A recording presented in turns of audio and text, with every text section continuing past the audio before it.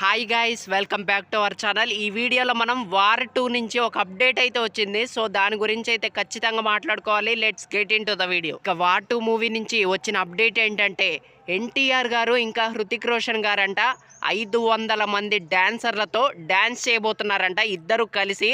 So next level update అనే చెప్పాలి. నిజంగా చాలా చాలా పెద్ద అప్డేట్. అండ్ ఈ జనరల్గా మాట్లాడుకోవాలంటే మన వాళ్ళు ఎవరు హిందీ సినిమాలు పెద్దగా చూడరు అనమాట. బట్ ఈసారి మాత్రం ఈ సినిమా కోసం చాలా చాలా ఈగర్గా వెయిట్ చేస్తున్నారనే చెప్పాలి మన తెలుగు ప్రజలు.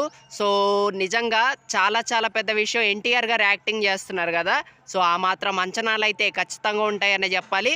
అండ్ వీళ్ళిద్దరూ 500 మంది డాన్సర్లతో డ్యాన్స్ చేస్తున్నారంటే ఇక నెక్స్ట్ లెవెల్.